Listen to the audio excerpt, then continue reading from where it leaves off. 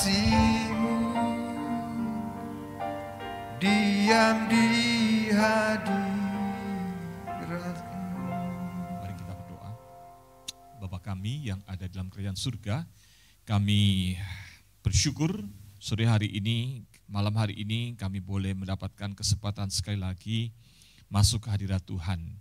Terima kasih untuk berkat yang Tuhan sediakan, memanggil kami untuk boleh berkumpul bersama, dan saat ini kami rindu untuk mendengarkan sekali lagi firman-Mu. Allah Roh Kudus, terangilah hati dan pikiran kami, supaya kami sebagai umat tebusan-Mu dapat memahami firman Tuhan sebagaimana yang Tuhan kehendaki, boleh mendengarkan Engkau berbisik di dalam hati, batin, pikiran kami, boleh mendapatkan gerakan, kekuatan yang dari Tuhan untuk boleh menghidupkan firman Tuhan di dalam kehidupan kami sehari-hari. Oleh sebab itu Tuhan berfirmanlah. Di dalam nama Tuhan Yesus kami berdoa. Amin. Silakan duduk Bapak Ibu sekalian. Shalom. Apa kabar? Baik ya. Besok libur, hari ini persiapan untuk besok ibadah, gitu ya. Hari ini Bapak Ibu dan Saudara sekalian, tema kita adalah The Goodness of God, ya. Nah, tema kita hari ini didasarkan atas satu ayat saja sebetulnya dari Roma 8 ayat 28, tetapi saya ingin mengajak kita sekalian memahami secara sedikit lebih luas konteksnya supaya nanti kita bisa mendapatkan lebih banyak bagian berkat firman Tuhan. Maaf, tulisannya kekecilan ya. Kalau gitu saudara nanti bacanya, kalau tidak kelihatan silakan boleh membaca dari Alkitab masing-masing, ya. Kita baca dari Roma 8 ayat 26 sampai 30, ya. Akan saya bacakan saja, ya. Roma 8 ayat 26 sampai 30. Demikian juga Roh membantu kita dalam kelemahan kita, sebab kita tidak tahu bagaimana sebenarnya harus berdoa. Tetapi Roh sendiri menyampaikan permohonan kepada Allah dengan keluhan-keluhan yang tidak terucapkan. Ayat ini indah sekali mengingatkan, bahkan kadang-kadang kita berdoa susah ngomong, bukan karena males ngomong. Begitu sedihnya sampai tidak bisa mengucapkan. Pernah nggak begitu? Ya. Tapi dikatakan luar biasa di dalam kelemahan manusia yang seperti itu pun Allah dalam anugerahnya, Allah Roh Kudus membantu kita dengan berdoa di dalam keluhan yang tidak terucapkan. Allah yang menyelidiki hati nurani mengetahui maksud roh itu, yaitu bahwa ia sesuai dengan kehendak Allah memohon untuk orang-orang kudus. Ayat 28, kita tahu bahwa dia turut bekerja dalam segala sesuatu demi kebaikan bagi orang-orang yang mengasihi Allah, yaitu mereka yang terpanggil sesuai dengan rencananya.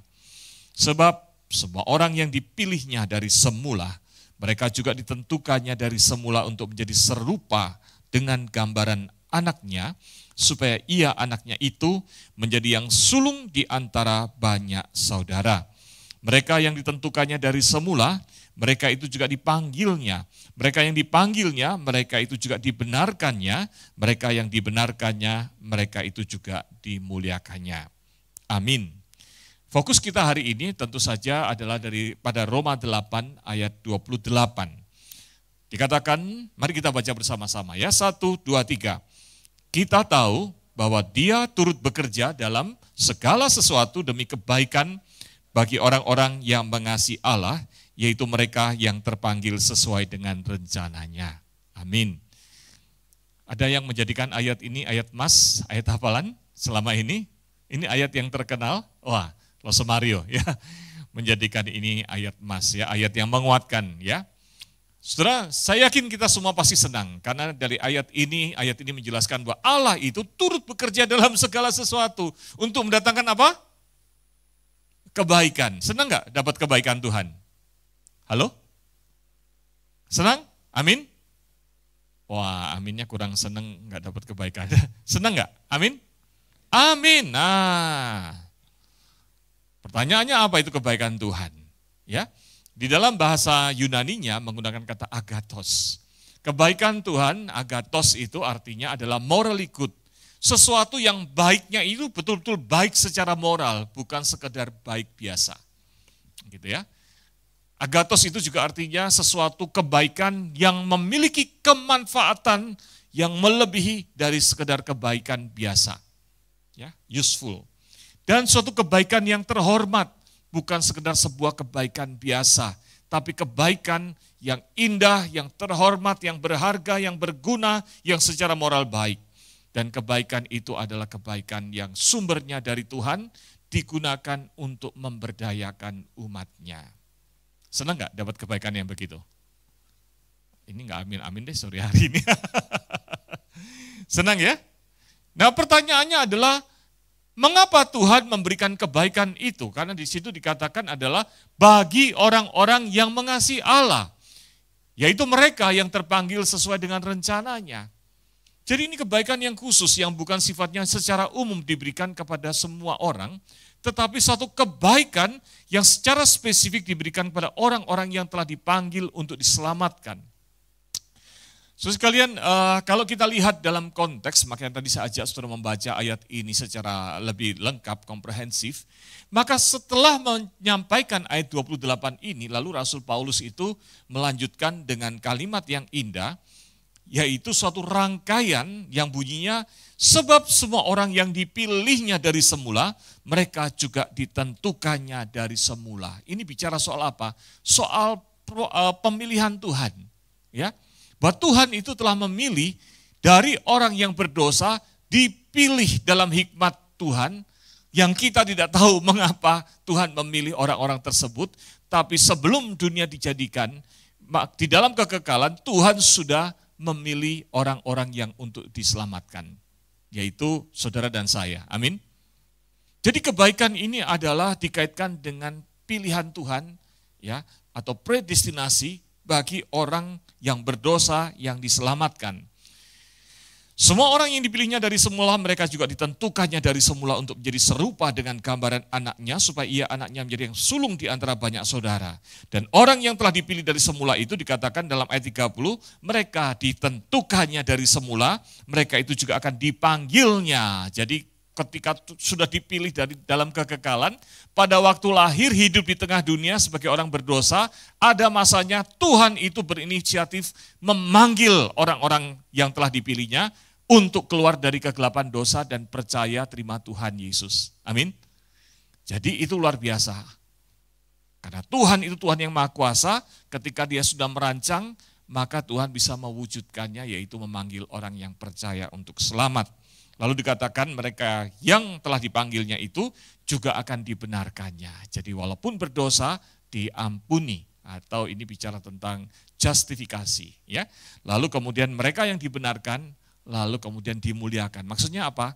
Yang sudah dirancang sama Tuhan, dipilih dalam kekekalan, waktu hidup di dunia dipanggil untuk diselamatkan, dan endingnya adalah dimuliakan, yaitu masuk surga. Jadi gambarannya kurang lebih seperti yang ada di layar ini. Jadi Bapak, Ibu, dan saudara sekalian, ayat 29 sampai 30 itu menjelaskan rangkaian bagaimana manusia itu, yang berdosa itu, dari kekekalan sudah dirancang, dipilih oleh Tuhan, sampai diselamatkan, bahkan kemudian masuk ke dalam surga atau dimuliakan. Nah, konteks pemeliharaan Tuhan di dalam memberikan kebaikan itu kepada orang-orang percaya itu, tujuannya adalah supaya orang yang sudah dipilih untuk diselamatkan itu selama hidup di tengah dunia dapat bertahan setia sampai akhir. Nah, ini yang penting. Jadi apa sih tujuan kebaikan Tuhan diberikan? Tujuan kebaikan Tuhan itu diberikan supaya yang sudah dipilih dalam kekekalan itu ketika hidup di tengah dunia ini bisa bertahan beriman sampai akhir. Itulah yang disebut dengan providensia Allah. Dan ini berhubungan dengan sebuah doktrin yang terkenal yang namanya adalah perseverance of the saint, atau diterjemahkan dalam bahasa Indonesianya adalah ketekunan orang-orang kudus. Saudara, untuk bisa hidup setia sampai akhir percaya Tuhan Yesus itu gampang atau mudah? Enggak gampang ya, jawabannya gitu ya. Gampang atau mudah, usah nyengir saudara. Enggak gampang, betul enggak? Banyak godaan, banyak masalah bisa bikin kita enggak setia, betul enggak? Maka untuk bisa bertahan itu tidak mudah. Lalu bagaimana di dalam doktrin ini dikatakan disebut dengan doktrin ketekunan orang kudus. Dalam bahasa Indonesianya itu ketekunan orang kudus. Saudara, sebenarnya terjemahannya agak salah kalau disebut dengan ketekunan orang kudus. Perseverance of the saint itu adalah bicara tentang bahwa Tuhan akan memberikan kekuatan kepada orang-orang yang telah dipilihnya untuk dapat bertahan sampai akhir atau finishing well. R.C. Sproul berkata begini, doktrin ketekunan orang kudus tidak terletak pada kemampuan kita untuk memelihara keselamatan yang telah diberikan kepada kita, walaupun kita ini sudah dilahirbarukan. Tetapi kekuatannya adalah terletak pada janji Allah untuk memelihara kita, sehingga kita ini boleh sampai jenjang dimuliakan, yaitu memperoleh hidup kekal di surga. Kalau kita pikir-pikir hari ini, kira-kira kita mampu nggak ya bertahan beriman sampai akhir? Saya berapa kali kunjungan kepada Oma Opa Kaleb gitu ya. Kadang-kadang saya kaget-kaget ya, bertemu dengan orang ada yang umurnya 85 masih sehat, 90 masih sehat. Kalau kita yang masih muda-muda ketemu sama Oma Opa yang umurnya 80 masih sehat, 90 masih sehat gitu ya. Tadi yang didoakan Oma Fango itu umurnya 97 ya. Kemarin kita datangi 97. Sudah tua tapi masih sehat ya. Kemarin kena stroke kemarin pagi. Tetapi sebelum ini saudara sekalian masih sehat. Waktu kita ketemu di situ ya ke rumahnya Pak Ahmad, kita disuguhin durian begitu ya. Kita sambil makan durian, kita harapkan kita sampai umur 90 masih bisa makan durian, betul ya? Tapi kita sambil mikir-mikir yang mudah, kita bisa bertahan nggak ya sampai usia 90? Kira-kira bisa nggak? Kuat nggak? Ya, kita sambil mikir-mikir sekarang aja badan udah sakit-sakitan, wah bisa bertahan nggak ya? Betul nggak? Itu bicara soal fisik, bicara soal iman. Kita tahu lihat bagaimana banyak orang-orang yang tidak mudah melewati perjalanan hidup ini. Godaan, tekanan, dan sebagainya. Pertanyaannya adalah, bisa nggak sih kita itu bertahan sampai akhir? Nah disinilah yang indah Tuhan di dalam ayat yang ke-28 ini. Menjelaskan bahwa ada providensia Allah. Pemeliharaan Tuhan. Supaya kita boleh setia sampai akhir. Tuhan memberikan kepada kita kebaikannya. Allah bekerja dalam segala hal untuk mendatangkan kebaikan bagi saudara dan saya, yaitu orang-orang yang telah ditentukan untuk diselamatkan, supaya bisa bertahan sampai akhir. Amin. Jadi R.C. Sproul masih menambahkan bahwa berdasarkan anugerah dikatakan, dan hanya berdasarkan anugerah bahwa orang Kristen itu terpelihara, Allah menyelesaikan apa yang telah dimulainya, yaitu memilih kita. Dan dia menjamin bahwa tujuannya di dalam pemilihan tidak akan pernah gagal. Kalau sampai gagal, berarti yang gagal Tuhan, betul enggak? Kita udah pasti orang berdosa kok ya. Tapi kalau kita bisa Tuhan pilih, maka Tuhan yang akan memampukan bahwa pemilihannya itu akan dipelihara sampai akhir. Jadi apa yang kita pelajari dari ayat ini? Sekalian, ayat yang tadi kita baca itu bukan ayat untuk senang-senang hidup di dunia.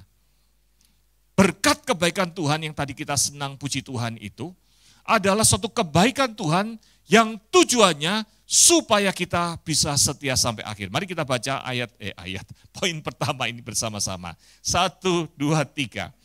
Berkat pemeliharaan Allah adalah agar kita setia sampai akhir menantikan hidup kekal di surga. Bukan agar kita menerima kesenangan dunia dan melupakan surga. Amin. Jadi kalau saudara mau diberkati Tuhan, Tuhan berkati saya. Tujuannya apa? Supaya hidup senang-senang di dunia. Tambah cinta dunia, tapi lupa surga. Maka itu doa yang ngawur. Ya kan? Itu bukan tujuan dari berkat Tuhan. Jadi berkat Tuhan itu tujuannya supaya kita bisa bertahan kuat. Dan semakin kita cinta Tuhan, semakin kita menantikan surga itu. Kalau hari ini saudara diberkati Tuhan dengan kekayaan, kesehatan, dan sebagainya, sedemikian rupa sehingga saudara merasa inilah hidupku di dunia, aku mencintai dunia, dan akhirnya malah tidak menantikan surga, hati-hati saudara. Kadang-kadang Tuhan kemudian mengizinkan kita akhirnya mengalami kesulitan, supaya kita tahu bahwa hidup di tengah dunia ini hanya sementara. Kita harus menantikan Tuhan. Amin. Dulu waktu kecil saya diajarkan lagu bahasa Perancis. Ning dunyo piro lawase, ning dunyo mek mampir ngombe. Gitu ya. Sisanya saya nggak tahu, tanya sama Bu Lucy yang ahli bahasa Perancis. Di dunia ini berapa sih lamanya? Di dunia ini kita cuma mampir minum. Nah, itu bahasa Jawanya kurang lebih artinya gitu. Maka ayo kita walaupun bisa minum, bisa melakukan hal yang nyaman di dunia ini, tapi ini cuma mampir. Rumah kita ada di surga. Kalau kita sedang kelelahan di tengah dunia sambil menantikan surga itu, Tuhan itu memberikan kekuatan. Tapi kalau diberkati Tuhan, bukan untuk cinta dunia. Amin. Demikian juga makanya dengan bagian pemahaman ini juga, saudara sekalian, providensia Allah itu kemudian juga adalah dipakai untuk membantu sesama, supaya sesama anak Tuhan jadi lebih kuat di tengah dunia ini. Makanya gereja mula-mula itu dikenal dengan gereja yang baik hati. Ingat gak? Di dalam Kisah Rasul 2 ayat 46, 47 gitu ya. Yang nanti besok itu kita mulai masuk ke Kisah Rasul ya. Waiting is not boring gitu kan ya. Menanti itu tidak membosankan. Menanti itu menjadi kesempatan untuk kita berkarya dan seterusnya, besok itu khotbahnya gitu ya. Lalu kemudian nanti hari Minggu Musoroni akan menyampaikan bagaimana kehidupan orang Kristen mula-mula itu. Yang terjadi adalah apa? Mereka berkumpul bersama dan waktu berkumpul bersama mereka melihat, jadi orang Kristen gak mudah, ada penyiksaan, aniaya. Kalau jadi Kristen ada orang yang kemudian budak diusir sama tuannya. Atau orang-orang yang diusir keluar oleh keluarganya. Kehilangan hak warisan, gak bisa hidup, gak bisa makan. Nah karena hal itu, bagaimana supaya bisa bertahan jadi orang Kristen?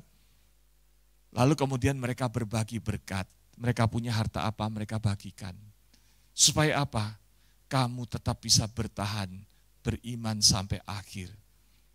Jadi berkat Tuhan itu bukan hanya untuk membuat kita bertahan sampai akhir mengikut Tuhan, tapi Tuhan maksudkan kalau diberkati Tuhan bagi-bagi.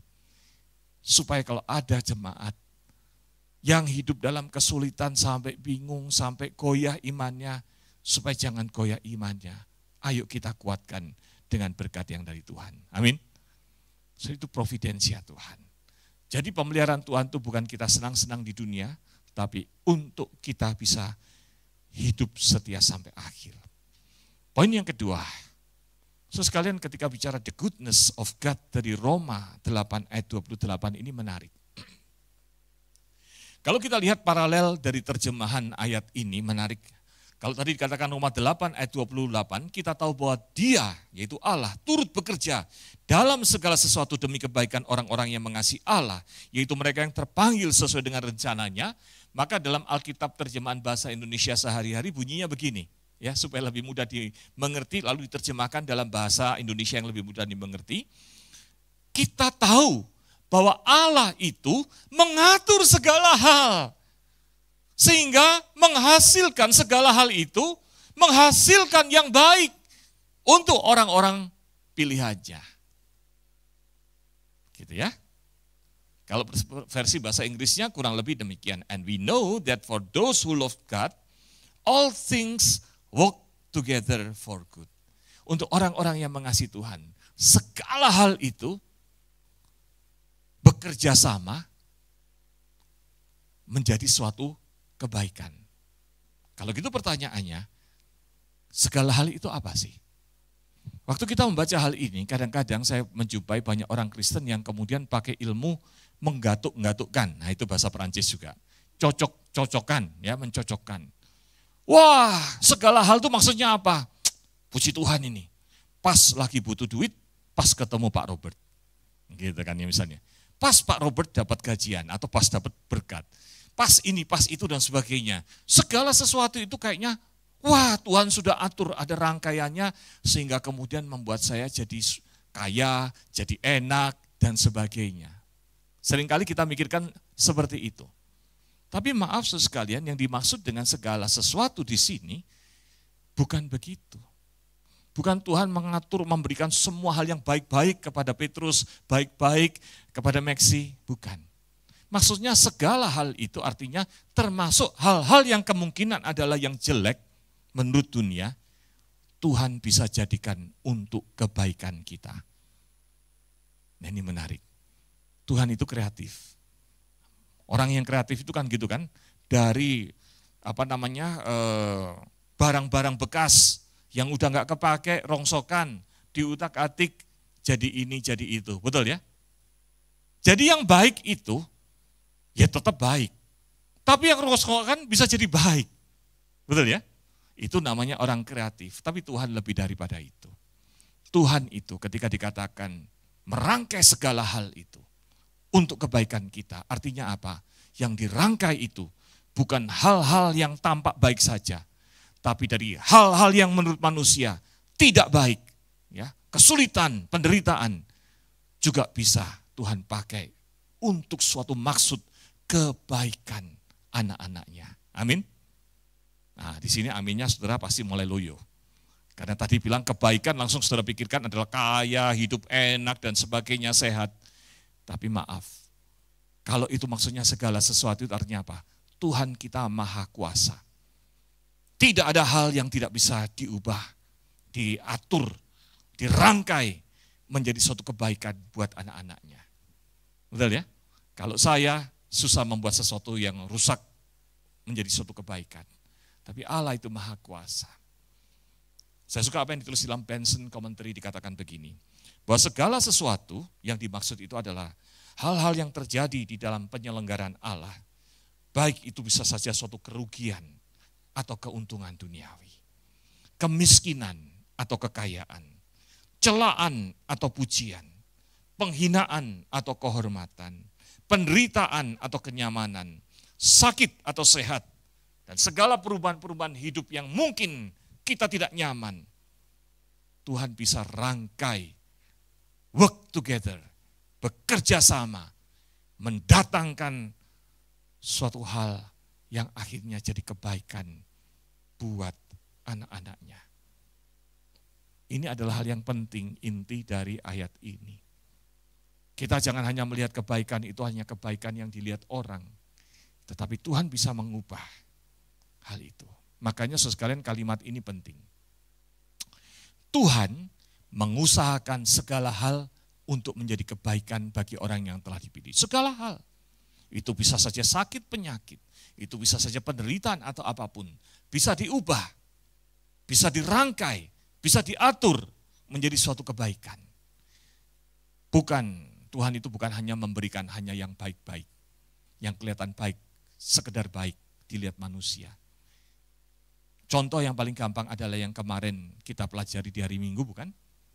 Tentang siapa kemarin hari Minggu? Saya nggak ada di sini soalnya. Tentang Yusuf.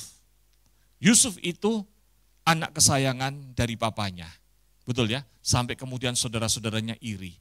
Lalu kemudian sama saudaranya mau dibunuh, tapi nggak jadi dibunuh, dibuang ke sumur, akhirnya dijual jadi budak. Dibuang ke sumur, anak orang kaya dibuang ke sumur. Enak nggak? Nggak enak. Betul ya? Lalu kemudian dijual jadi budak. Ya lebih lagi, ya sama aja. Lalu kemudian apalagi masuk penjara dan sebagainya.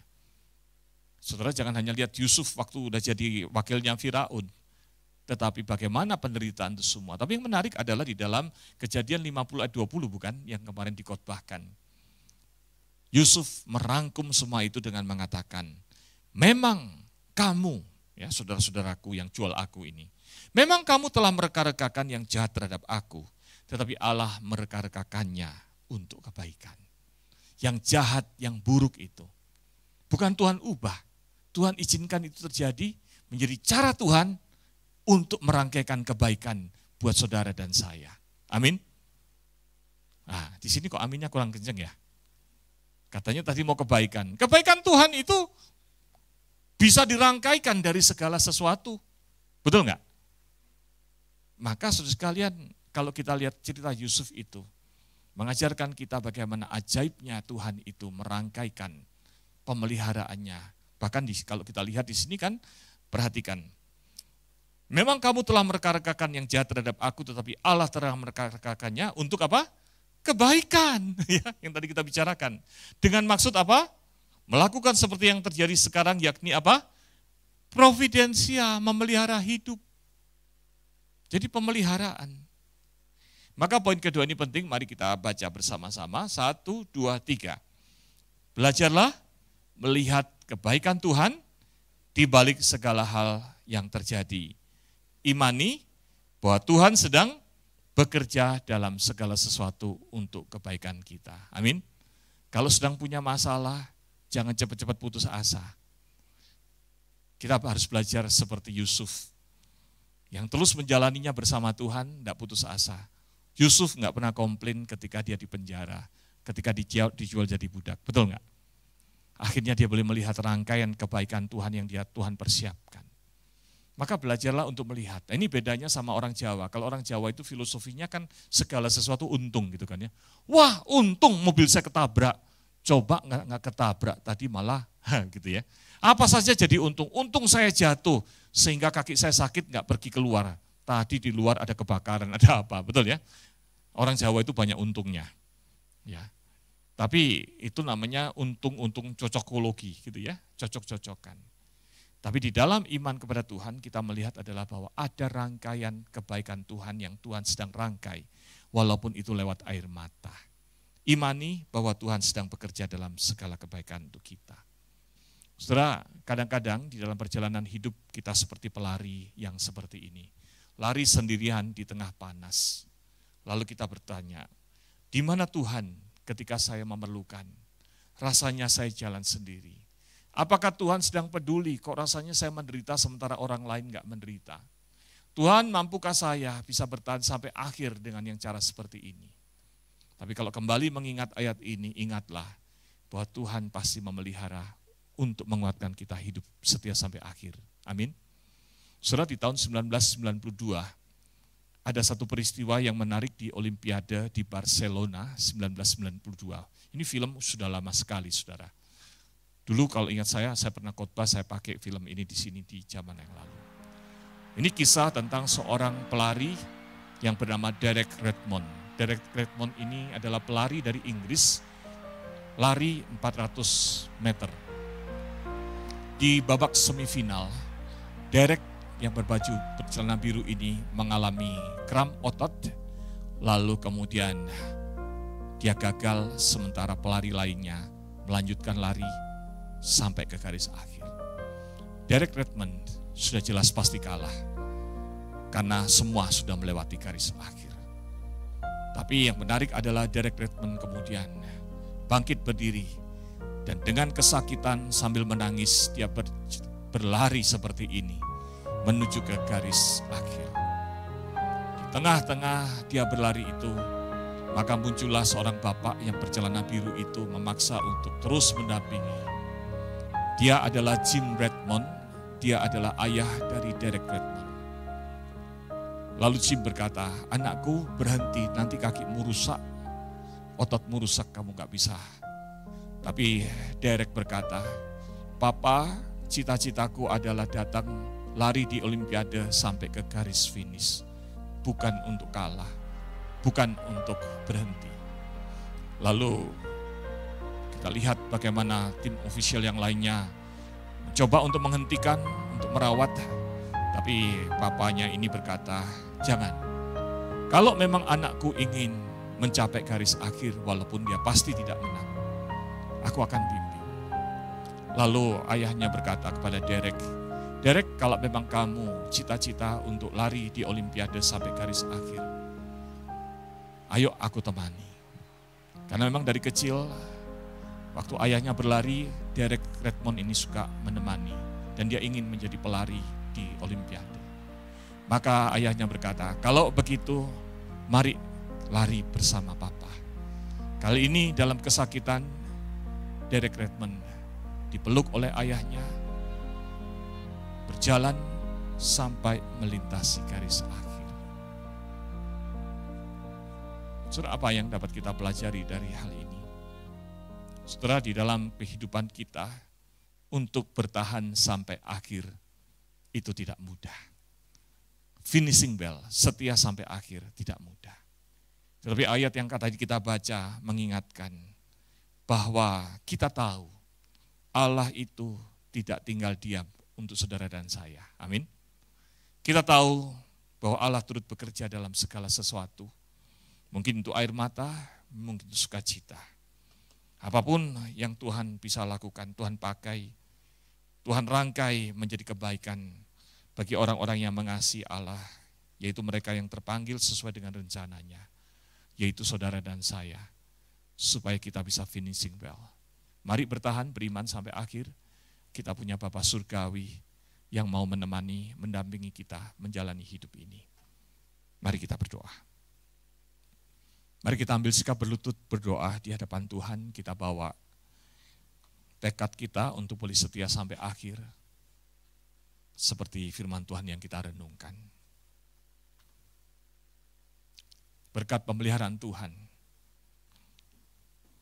Bukan supaya kita bisa hidup menikmati dunia